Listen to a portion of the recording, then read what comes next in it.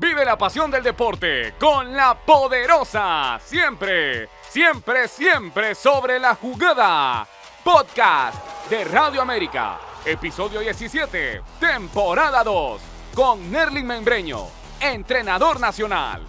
Moderado por el periodista Rodolfo Molina. Bienvenidos nuevamente, queridos seguidores de la poderosa Radio América, a un nuevo episodio de su podcast Siempre, siempre, siempre sobre la jugada. Hoy con un invitado estelar, como siempre, con una persona que tiene mucho recorrido, 17 años en Liga Nacional, partidos con la selección también de nuestro país. Así que, sin más preámbulo, quiero darle la bienvenida al gran Nerlin Membreño. Bienvenido, Nerlin, a nuestro podcast. Un gusto, gracias, Rodolfo. Un saludo a todos y bueno, qué placer, qué gusto y gracias por la invitación.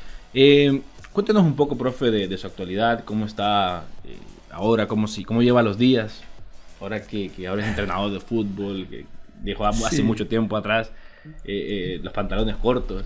Bueno, obviamente que ya hace algún tiempo, después de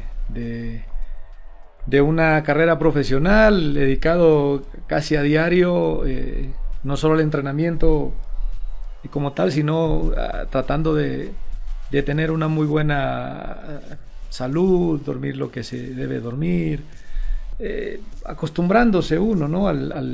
Después del retiro me tocó estudiar la carrera de técnico, que ya tenía más o menos la convicción de hacerlo de jugador, porque siempre me interesé por algunas capacitaciones que tuve en su momento como jugador, y bueno, después lo hice.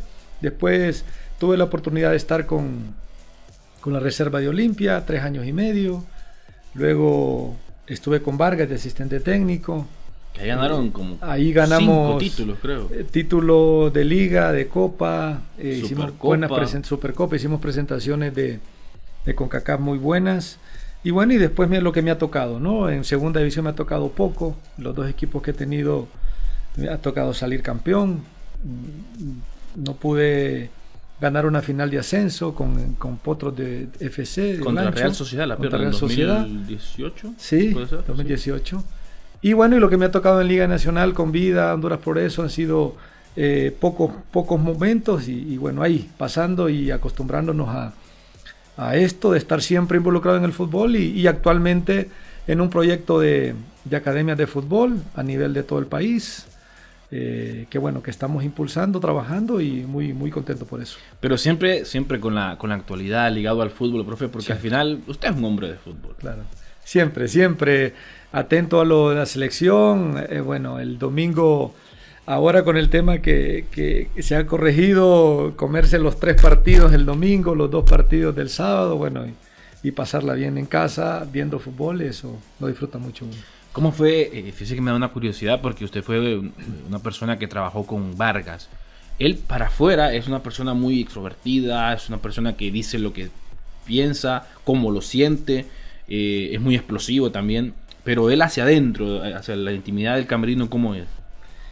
Es que gestiona muy bien el plantel, muy cercano al jugador, muy abierto al jugador, la verdad que nada que ver con lo que quizás en algún momento proyecta a veces después de un partido o en una entrevista. Yo creo que me parece que es el éxito que él tiene, ¿no? Esa cercanía y esa confianza con el futbolista siempre la mantiene. Es muy agradable compartir con él.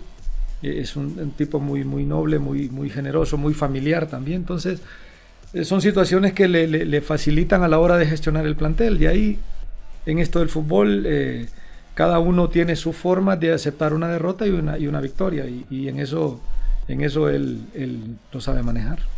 Estaba hablando un poco sobre el tema de la selección nacional y se viene un encuentro que creo que a todo el jugador hondureño en algún momento quiere disputar, contra México. Así, en la previa, en algo general, ¿cómo mira ese partido, profe? Bueno, siempre yo diría que es una fiesta, ¿no? Para mí es una fiesta, que la disfruta el aficionado, que de alguna manera quiere ir al estadio o va a ir al estadio, que la disfrutan los medios de comunicación, que es un partido que es fácil, vendible para la gente como espectáculo, en una buena cancha, nada que ver con cuando nos tocó a nosotros hace 28 años.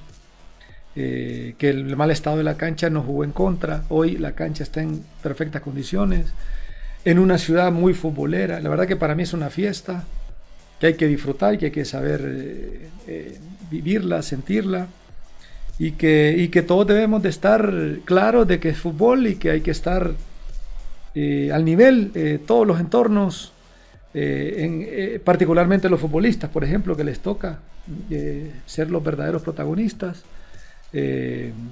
palpitarla desde ya, comprender qué representa, qué significa jugar contra una selección que históricamente cuenta con buenos futbolistas, con buenos equipos. Entonces yo creo que es una fiesta y hay que saber disfrutarla, ¿no? Todos los entornos. En un principio existió un debate, honestamente y personalmente se lo digo, profe, para mí es absurdo el tema de que se juega en una sede o se juega en otra.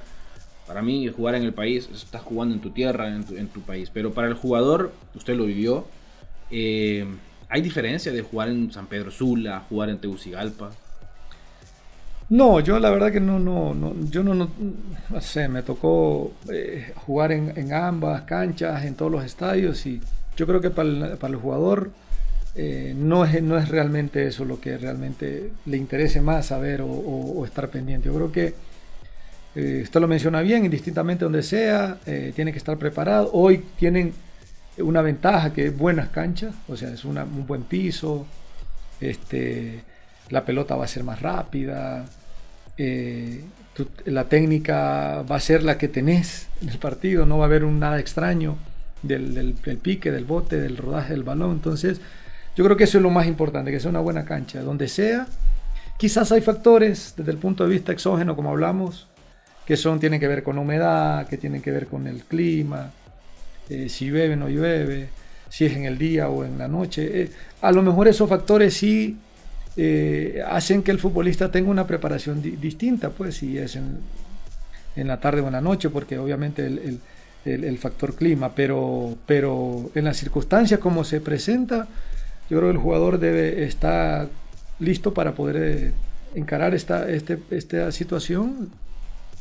Y para el hondureño, bueno, para los futbolistas hondureños, un privilegio. Desmenuzando un poco el partido, profe, ya se empieza a hablar mucho, es cierto, falta un poco más de 2 semanas, 3 semanas para el partido.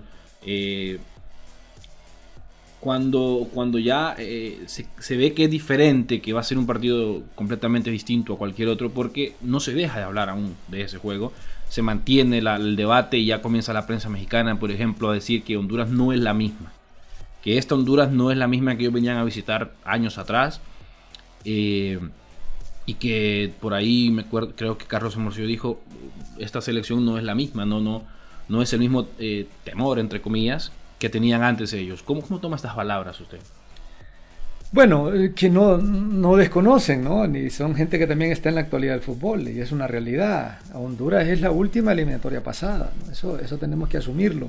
Nos cuesta y nos duele, pero tenemos que asumirlo. Y por eso es muchas veces el afán que tenemos todos los involucrados en que se tomen buenas decisiones en torno a lo que representa la selección. Bueno, eso a veces no se hace.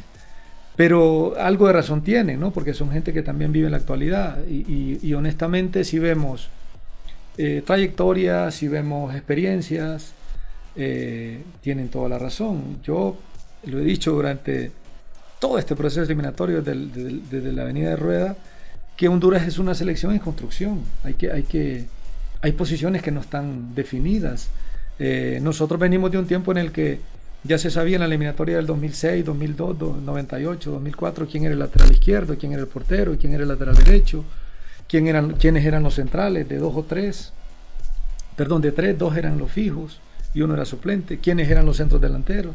Ya sabíamos quiénes jugaban por fuera y eran jugadores de selección, Edgar Álvarez, Rambo, ya se sabía quién era el volante central, Toma en su momento, Amado, se me viene en la cabeza. Hoy no, hoy esa es una realidad. Hoy tenemos problemas para decir quién es el central que acompañara a Maldonado. Hoy juega Edri y juega López, ya no es solo un portero. Los laterales no. Para mí Rosales es un lateral izquierdo improvisado que juega en una segunda línea y que hoy por las circunstancias se tiene que adaptar a esa posición, pero antes habían 2 o 3 laterales izquierdos en el país, estaba Maynor afuera. Wilson estaba afuera en Inglaterra. Entonces, el centrodelantero que siempre juega es el Chucky, solo jugamos con uno. Antes habían 5 afuera y habían 3 que eran goleadores, entre ellos Wilmer. Y no jugaba en la selección, jugaba Pavón, jugaba David Suazo. Entonces, algo de razón tienen, ¿no? Porque ven los nombres, ven las trayectorias, ven las experiencias que tienen y estos jugadores, casi todos son... Edwin no tuvo una eliminatoria hasta ahora. Palma, que son las figuras, es su primera eliminatoria que van a jugar. Andy Najar es un jugador más de medio campo para mí, me puedo equivocar, que de lateral, por las características de los jugadores nuestros que hemos tenido en esas posiciones. Luis Vega es su primera eliminatoria, es un jugador joven de central. Entonces hay 4 o 5 posiciones que ya le mencioné, que es una selección que se está construyendo y que está costando mucho encontrar esos perfiles de jugadores para una selección competitiva que tiene que salir de un último lugar de la última eliminatoria. Y justamente eso era parte de lo que mencionaban los mexicanos. Ahora bien, profe, cuando partiendo de esta realidad, cuando el jugador sabe o acepta que enfrente tiene un rival que es superior, ¿cuál es la mentalidad y de parte del entrenador cómo se plantea el juego? A ver, es fútbol y obviamente que este tipo de señalamientos o de análisis que se puedan hacer llega al jugador muchas veces y está en el jugador, ¿no? Porque eso causa cierta rebeldía, causa para bien, ¿no? Tiene que ser así. Y yo creo que encararlo de la manera como se ha venido haciendo, yo sinceramente, con todo y que es una selección en construcción y que hay cosas que hay que ir corrigiendo y mejorando, se han hecho buenas presentaciones. Yo diría tomar de esas buenas presentaciones, como la de México acá, como la de México allá, como la de Costa Rica con todo y que se perdió, como la de Trinidad acá hace poco, la de Jamaica misma a mí me gustó, sinceramente, me gustó porque por pasajes vemos jugadores que sí comprenden más o menos a lo que juegan. Obviamente que después de fútbol te encuentras un rival que aprovecha situaciones puntuales, como el primer gol, un error de una aproximación de un jugador que, insisto, por eso lo digo, de Rosales, que es un jugador que no está acostumbrado a este tipo de aproximación hacia un jugador que esté en el costado y que con un simple regate te saca cuando tenés que defenderlo de otra manera, llevarlo hacia donde vos querés, y bueno, pasa. Y después lo de Buba, ¿no? En el segundo acto. Entonces, esas cosas puntuales te impiden de repente perder un partido, pero yo creo que Honduras va sobre un camino colectivo en el que tiene una idea el técnico y en el que quizá en esa construcción le están fallando un poquito las individualidades, ¿no? Solo para terminar, para cerrar el tema de la selección, ¿va a pesar el hecho de jugar prácticamente al nivel del mar en San Pedro Sula, viajar a Toluca y el nivel del mar inclusive por encima de Ciudad de México? ¿Va a pesar esta parte, bro? Yo creo que ahí hay un factor que se puede atacar desde el punto de vista científico, médico, fisiológico, no sé, los especialistas, donde han habido ciertos avances, ¿no? Porque a mí me tocó una época en la que tuvimos que ir a Toluca a jugar en el 91 y sí sufrimos, lo sentimos bastante, en una preselección olímpica con la sub-21, y sí se siente mucho el esfuerzo, la deuda de oxígeno, el tema de los recorridos, la recuperación entre uno y otro tarda más, el envío o el viaje del balón cambia por en tema de la misma altura. Pero yo creo que hoy se han dado pasos en eso y ojalá que afecte lo menos posible. Creo que los jugadores algo deben de hacer en la preparación misma de un partido y otro. Y obviamente que va dependiendo un poco del resultado, ¿no? Va ganando acá, hay como quien dice, confianza, más comprensión del momento, de montar una estrategia que te dé la posibilidad de competir a un buen nivel. Yo creo que las veces que me tocó vivirlo como experiencia y lo que yo he visto desde el Aztecaso para acá o hacia atrás, o lo que Honduras ha hecho contra México, siempre le ha ganado jugando bien, jugando muy bien, pero montando una buena estrategia de juego. O sea, no se le gana por casualidad a una selección que en una acción te cambia un partido. Entonces yo creo que esos factores se pueden de alguna manera minimizar dependiendo obviamente del resultado aquí al nivel del mar, como lo menciona Rodolfo, y llevando una buena estrategia que te permita ya manejar el partido. Profe, se ha puesto mucho, o más bien voy a traer la frase de mi amigo Rudy Urbina, que él mencionaba a principios de semana que él, los periodistas tenemos mucho, o tendemos mucho a decir fracaso a todo. Pero, a ver, hay que definir también cuándo es y cuándo no. Pero la pregunta principal es, ¿existe el fracaso en el fútbol o no existe para usted? Sí, es que es una palabra que obviamente que a uno como protagonista le teme un poco, ¿no? Le teme un poco porque desde el inicio cuando uno va a cualquier competencia, lo que quiere es ganarla, ¿no? Ganarla, ¿no? Y es una palabra con la que tenemos que bregar. Para mí sí existe porque son en el deporte o en la vida misma, son objetivos que uno se traza, ¿no? Y que cuando no los logras, bueno, quedas prácticamente en deuda y te toca replantear y te toca levantarte de una situación como esa en la que obviamente la tristeza, el desánimo, el decano por no lograr el objetivo, pero es así. Yo creo que es una palabra fuerte, no nos gusta mucho y a veces queremos justificarlo, defenderla cuando es muy manejable la palabra, ¿no? En nuestro medio y en el fútbol yo creo que no hay que tenerle miedo, al contrario, que hay que saber bregar con ella, ¿no? Los clubes grandes, estuviste ¿cuánto? 10, 12 años en Olimpia. 12 años. ¿Los clubes grandes están obligados a ganar títulos siempre? Sí. Al menos en el que yo estuve, sí. En el equipo que yo estuve, sí. Siempre, ¿no? Ahí no vale otra cosa. Bueno, lo dicen los números. Porque desde el primer día del inicio de la temporada o pretemporada, no solo se habla, sino que se vive, se respira, se siente eso, se mira eso en el comportamiento del equipo y bueno, y en el mundo esos jugadores de esos equipos realmente que no se permite otra cosa más que ganar el título. Y te preguntaba esto porque ahora no sé si esa obligación, Nerling, incluye también cuando vas a competir, por ejemplo, contra equipos mexicanos, equipos de la MLS, porque, y no voy a decir que es una excusa, porque es una realidad, hay una diferencia en cuanto a niveles de plantilla, los jugadores, no sé si por capacidad, pero la realidad es que son más caros, son inversiones muchísimo más grandes que las que se hacen en Honduras. Pero esta obligación de un club grande, a nivel de Centroamérica podríamos hacerlo, también incluye esos torneos así. Sí, yo creo que a nivel de Centroamérica sí, como lo mencioné. Yo creo que los equipos hondureños denominados grandes sí creo que tienen la obligación. A ver, vaya, no para ser un poquito más coherente con el pensamiento. Yo creo que están obligados a competir bien, competir mejor. A veces el fútbol ganás, no sabes cómo ganaste o perdiste y no mereciste perder. Pero sí creo que están obligados a ser equipos competitivos. ¿Y cómo ves que un equipo competitivo? Un protagonista, competente, entendido, comprendiendo el juego, que a veces obviamente que fútbol lo podés perder en una tanda de penales, por ejemplo, pero que fuiste competitivo, o sea, tu evaluación o tu análisis o tu comportamiento fue de un equipo que peleó, que luchó, y eso obviamente que se hace análisis al final del juego.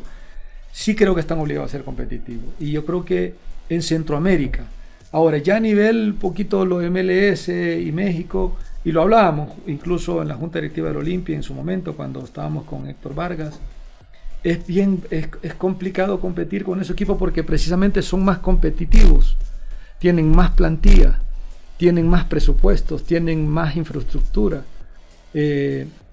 tienen más recursos. Les favorece ese tipo de factores a la hora de jugar, aunque no tengan la historia que muchas veces tienen nuestros equipos. Nosotros tenemos equipos de 100 años, pero realmente nos hemos quedado lejos de esos equipos que en México, en MLS, tienen ya estadios, tienen canchas de entrenamiento, tienen una estructura que los hace más competitivos. Estuviste con muchos entrenadores en la historia, Nerling. ¿Te tocó alguno que era estricto, al límite, y otro que era un poco más accesible? Yo he tenido la fortuna, y lo digo, que me ha tocado tener buenos compañeros, buenos profesionales y muy buenas personas. Más, le digo por último, no porque sea lo menos importante. Con Héctor Vargas, con el Dr. Nazar estuve en Maratón un año, y con Ramón Maradiaga. Para mí los tres, primero, excelentes personas. Tipos con una bondad, con una nobleza, acostumbrados, buenos compañeros, gente honesta, gente transparente, y muy buenos profesionales, ¿no? Conocedores, ganadores, con mucha experiencia. Entonces he sido un afortunado en esa parte, y definitivamente que por eso mi decisión de repente de agradecer o de aceptar estar con ellos, ¿no? Porque realmente fue un privilegio y un lujo poder estar con ese tipo de personas. Y te consultaba justo por lo de la disciplina, porque sé que voy a volver un poco a la selección, pero venía el caso de hoy no tenemos una generación muy amplia de jugadores, ya lo mencionabas, y estaba el caso de Kioto, que es un tema netamente de disciplina. ¿Qué te hace pensar la decisión que toma Rueda de no convocarlo por un tema de disciplina? Yo creo que empezó con un tema de disciplina. Está claro, porque fue muy evidente, no se pudo ocultar, porque trascendió incluso en las redes sociales, ahora que es muy complejo el tema. Pero siento que ahora es una decisión firme del técnico, ¿no? que es muy respetable, ¿no? Por el rendimiento del jugador, por el momento que vive, por la plantilla o las convocatorias que tiene. Me da la impresión a mí que Romelu hoy podría venir a la selección, pero ya no con un puesto de titular, por ejemplo. Entonces, quizá el técnico no se quiere arriesgar a tener a un jugador que no va a ser titular por todo el entorno, por todo lo que ha pasado, y que le va a tocar esperar. Entonces, tenerlo en ese círculo, en una selección que está en construcción, a lo mejor el técnico lo mide, ¿no? ¿Mandaría un mensaje negativo traerlo a él al grupo después de todo lo que pasó? Bueno, por ejemplo, ¿no? Tienes una convocatoria de una selección joven en la que querés sentar bases de disciplina, de respeto, como lo dijo él al inicio cuando vino, pero reconsideras una decisión que ya estaba tomada. Entonces eso envía un mensaje que para el técnico, ojo, para el entrenador, en este momento no hace falta. ¿Qué impacto te genera, o más bien, qué análisis puedes sacar, Nerlin, de que los equipos hondureños no están siendo protagonistas por 2 años ya en el torneo centroamericano, en la Copa Centroamericana puntualmente? Para mí, los planteles que tienen, las competencias internas que tenemos, estos equipos, 2 o 3, juegan contra equipos, 6, 7 equipos que no tienen ningún tipo de estructura para un jugador, para un equipo profesional y competir. No tienen. Hablando de la Liga Nacional. Hablando de Liga Nacional. No tienen. O sea, porque lo conozco. Sé por qué descendió el Vida y no descendió ahorita. El Vida descendió hace 5 años, 4 o 5 años. Dejó de competir en primera división. El Honduras Progreso es un equipo que venía de 5, 6 torneos, salvándose el descenso por la pandemia, por la ley, por esto, por lo otro, por protesta, por puntos, por tarjetas. Ya no competían, ya no compiten. Lo que sucede ahora mismo con equipos en Olancho, Mojoticalpa, como la Real Sociedad, con situaciones complicadas, la misma UPN, que necesita de una cancha para poder sumar puntos, y afuera no te gana hace tiempo a nadie. Entonces son equipos que desde el punto de vista de la estructura tienen muy poco, desde canchas para entrenar, desde logística para viajar. Hay equipos que viajan el mismo día, hay equipos que tienen problemas hasta para alimentación un día antes para concentrar, hay equipos que no les pagan con 2 o 3 meses de salario. Entonces tenemos realmente una liga en la que hay 3, 4 equipos que sí más o menos tienen una estructura y que cumplen estos requisitos, pues, de decir, tenemos un equipo profesional que asumimos la gestión para hacerlo, desde el punto de vista de todo, ¿no? Del entorno, de las canchas de entreno, y los demás no. Entonces, realmente eso se paga en el momento que te toca enfrentarte a rivales en países donde quizá tienen una mejor estructura, que la han mejorado y que es mucho más pareja, y que bueno, y que al final lo terminan pagando, ¿no? Porque el otro día el Antigua le gana al Saprissa, lo deja fuera, y le gana al Olimpia en el cruce, no solo por esos factores que le dije, pues jugando bien, con una idea de juego clara, que quizá aquí a nuestros equipos les cuesta más. Si te pongo a elegir, por ejemplo, hablando un poco de Olimpia, que fue tu entorno como jugador, si pongo a competir ese Olimpia que clasifica a un mundial de clubes contra el tricampeón invicto de Pedro Troglio, ¿cómo crees que les iría? ¿Cómo sería esa? Hijo, yo creo que ganan esto, porque estos se volvieron ganadores.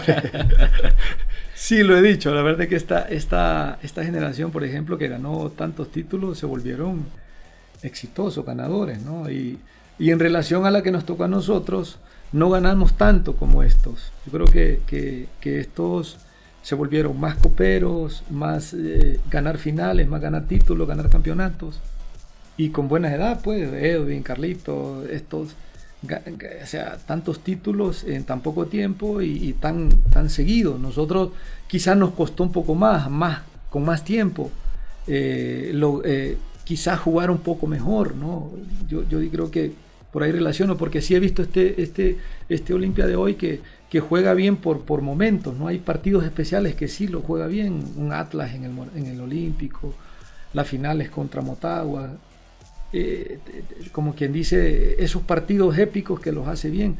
Y nosotros sí tuvimos un poquito de más partidos, más largo tiempo, pero perdimos campeonatos. A mí me tocó, por ejemplo, estar en 10 finales consecutivas y me tocó ganar 5 y perder 5, por ejemplo, algo.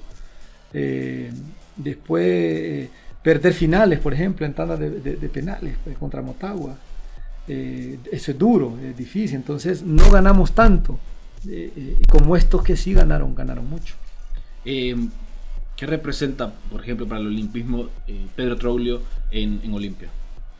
Yo creo que el técnico que más éxito tuvo, ¿no? que hará la historia imposible, va a ser muy difícil que alguien dure tanto y que gane tanto, ¿no? O sea,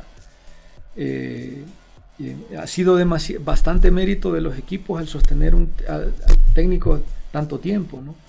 Y que dure, ¿no? Ganando. Entonces yo creo que va a ser muy difícil alguien que venga y que logre tanto en el tiempo que él va a logrado, ¿no? Casi de forma seguida, ¿no? Todos los títulos. ¿Sientes que esa hegemonía que tiene Olimpia hoy en Motagua, más de 2 años de ganarle clásicos, o de no perder en realidad, forma parte de una época, podría decirse, en letras doradas del equipo? Que pesan más los títulos que, por ejemplo, no haber clasificado, o más bien haber quedado eliminado en fase de grupos 2 años consecutivos. ¿Pesan más los títulos en esta época, el hecho de estar ganándole clásicos a Motagua durante 2 años? Sí, yo creo que siempre el título pesa, más allá de que hay esas rachas buenas o malas del enfrentamiento, ¿no? Porque es el partido más histórico. A mí me tocó vivirla durante 7 años. Motagua no nos ganó nunca un partido. Esa época yo la viví, pero después de esa época vino y ganó esas finales, ¿no? En penales, en gol de oro. Sí. Entonces siempre te duele más. Yo hubiera cambiado esos 7 años que no nos ganaron, casi desde el 92 al 97, 98 creo que fue la primera. Nunca perdimos nosotros un partido. Nosotros íbamos a Motagua, jugamos torneo centroamericano, torneo de copa, torneo de liga. Antes era el torneo centroamericano y no nos ganaba nunca. Íbamos a traer los puntos o a empatar, nunca perdíamos. Entonces, incluso había una cuenta de un comentarista famoso que contaba los días, ¿no? Van 1300 días que no ganan, o sea, y nosotros íbamos con esa confianza. Ahora, cuando perdí las finales, eso prefería cambiar por eso esa racha, te la doy, pero dame los títulos, ¿no? Entonces siempre el campeonato es mucho más importante, y en Olimpia sí lo ha entendido así. A veces los equipos en el duelo personal creen que lo más importante es ganarle a Olimpia, y para Olimpia lo más importante es ganar el título. En la idiosincrasia entonces del entorno de Olimpia, ¿crees que lo hecho por Troglio hasta ahora, que ha ganado todos los títulos locales, uno internacional, pase lo que pase de acá a diciembre, de acá a junio del próximo año, él debería continuar en este proceso? Yo creo que sí.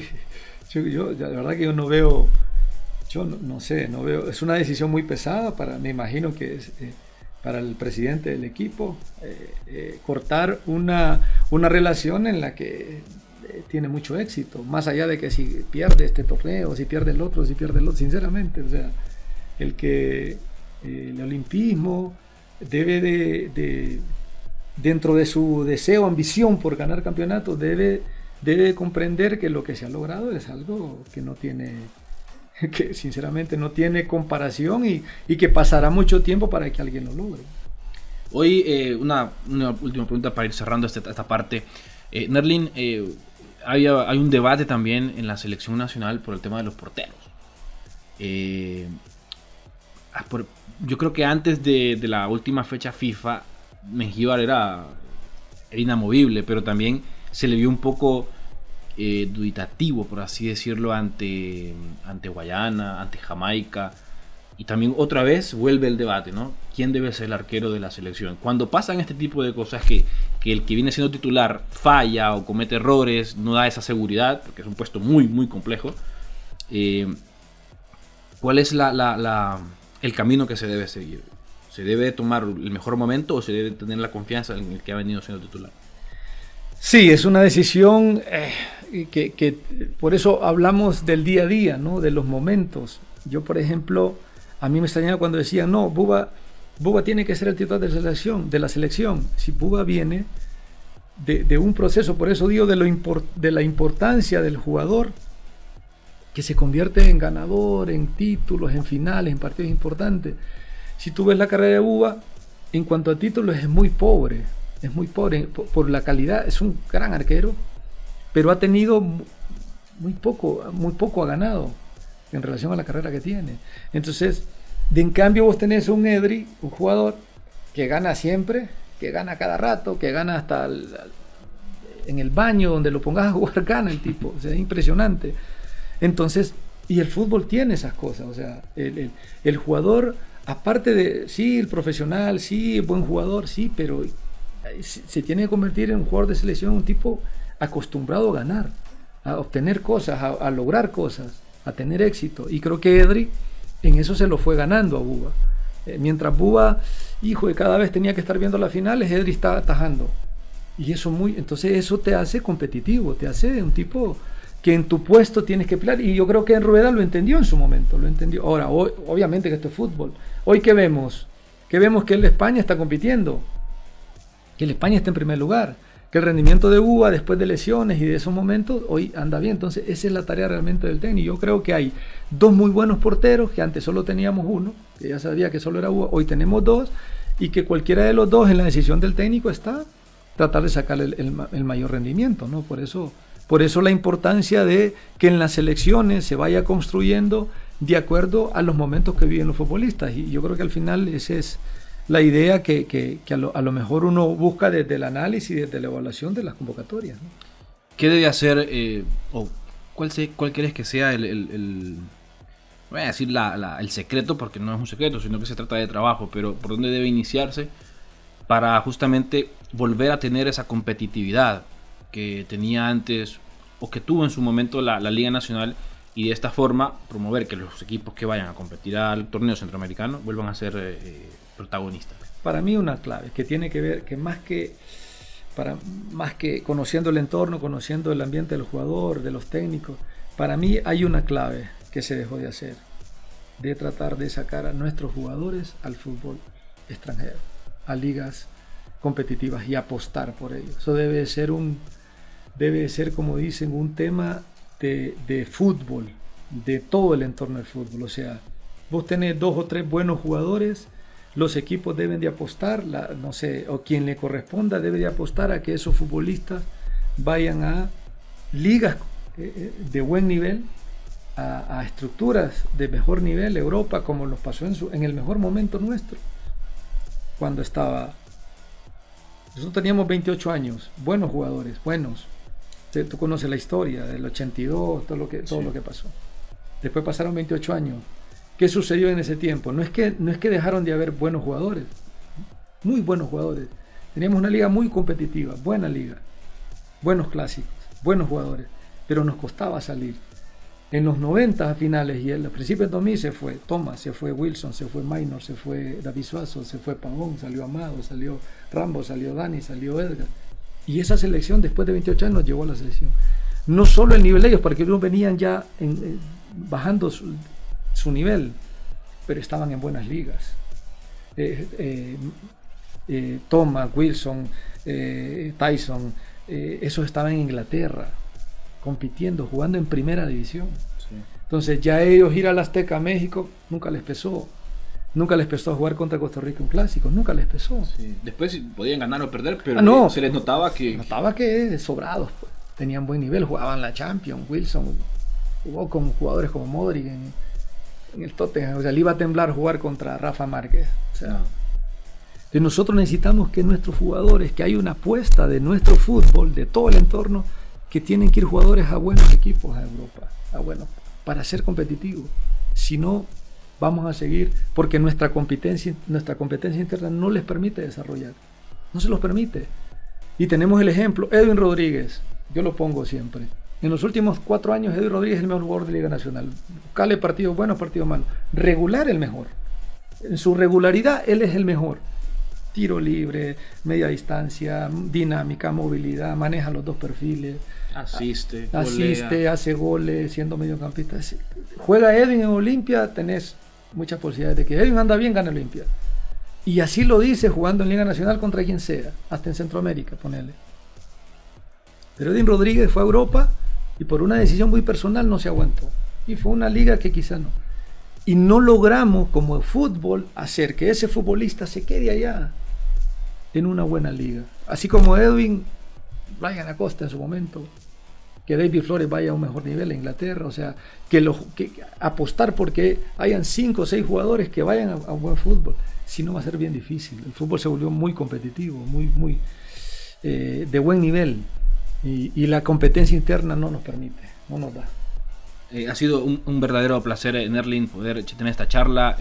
Yo siempre le digo a los invitados que hay que dejar a las personas que nos ven con un poquito más, porque obviamente es así. Pero, ¿te acuerdas de alguna vez tuviste algún mano a mano contra un arquero o algo así? Sí. Pero, ¿cómo te fue? Y generalmente mal, porque era defensa, no era muy bueno. Pues aquí vamos a tener otro mano a mano en un segmento que tenemos dentro del podcast, y vamos a hacerte una serie de preguntas. Yo creo que ibas a salir ganando. Okay. A ver, mano a mano con Nerlin Membreño. ¿Cuál es tu música favorita? Y romántica, podemos decir. ¿Te gusta bailar? No. ¿Eras muy noviero cuando estabas joven de jugador? No era tanto, tuve pocas. ¿Tenías algún ritual para entrar a la cancha? ¿Algo que hacías siempre antes de entrar a jugar? Bueno, esa que fue entrar con el pie derecho a la cancha. ¿Cuál fue tu primer vehículo? Un Subaru. ¿Te gustan los animales? Sí. ¿Un partido que te gustaría volver a jugar? El de México, 96. En el Morazán. Sí. ¿El mejor entrenador que tuviste? Chelatoples. Si tu vida fuera una película, ¿quién te gustaría que fuera tu intérprete? Una película.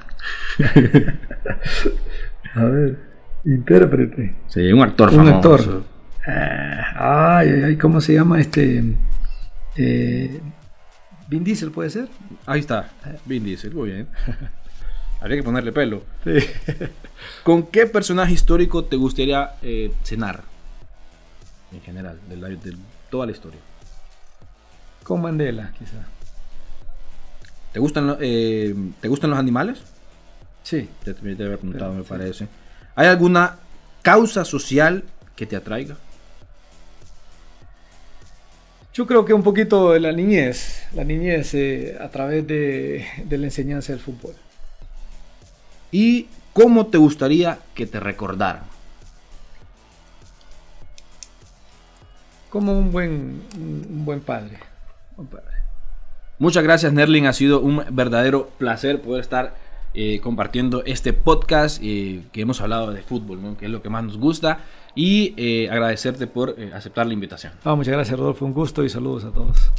Bueno, ha sido Nerling Membreño, un jugador que sobre todo el olimpismo lo recuerda muchísimo, que pasó por la selección nacional y estuvo en aquel histórico partido en que la selección le ganó por primera vez a México en una eliminatoria allá por 1996. Yo les invito a todos ustedes a que puedan disfrutar de todos nuestros podcasts en El Radar, también Conectados y los demás Liderazgo Femenino que están en nuestras plataformas digitales, que las pueden encontrar como Radio América HN, y también visitar nuestra página web como radioamerica.hn. Hasta la próxima. Encuéntranos en todas nuestras plataformas digitales como Podcast Radio América HN, Deezer, Spotify, Apple Podcast, YouTube Podcast y nuestra página web www.radioamerica.hn.